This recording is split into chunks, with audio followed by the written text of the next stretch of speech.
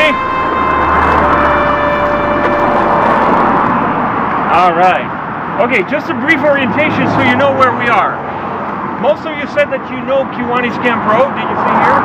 The big news is that as far as I know, for the past 20, 30 years, this was known as simply Road 39. Even though, sorry. It was known as Road 39, even though everybody called it Kiwanis Camp Road, but it was more like a nickname. And now it's official. There's an actual trail sign over there that says Kiwanis Camp Road. So it's officially named now. But the other thing is, do you know that that is actually part of the old Highway 26? I mean, sorry, the old Mount Hood Loop Highway, okay? Before this highway existed, that was the only road to Mount Hood.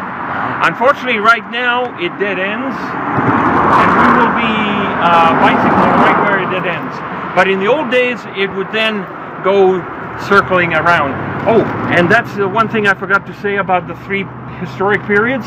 During the Barlow Trail, you will notice that the Barlow Trail is almost always a straight line. They didn't zigzag at all. They went straight line. Why? Because all they had was hand axes, and they had they had to chop down a lot of trees. So the fewer trees you chop, the better. You know, you don't have time to go turning around. Then came Highway 26. It was made for automobiles that in those days were still pretty, you know, low on power.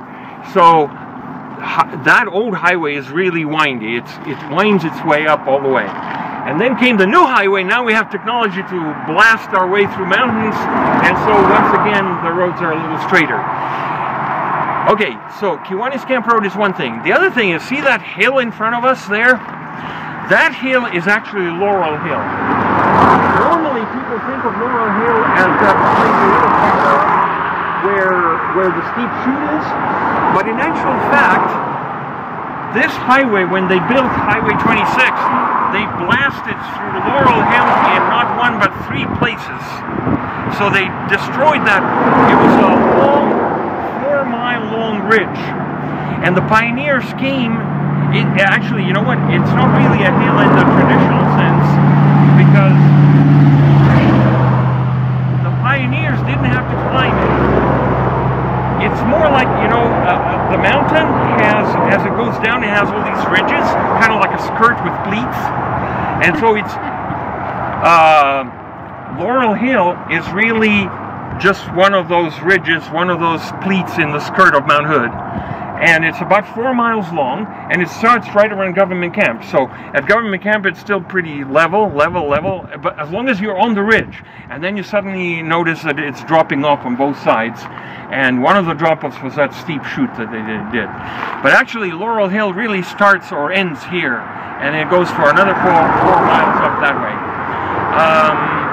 Do you know when Timberline Lodge, which road they were using to create that lodge? Yes.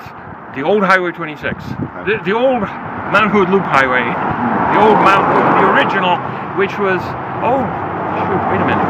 Yeah, that's right, yeah.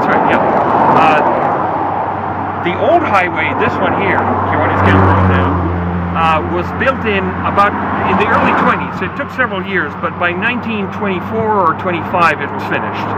And Timberline Lodge was built in 1937. So, yeah. And when President Roosevelt came, FDR, he actually drove down this road, up this road to inaugurate. Okay. So this is the new highway, and then there's one more right here. Is you can't see it right now, but the Pioneer Bridle Trail goes through here. And how many of you here have mountain bikes? Okay, maybe it's easier. How many of you have road bikes? Ah, quite a number. Okay, including me.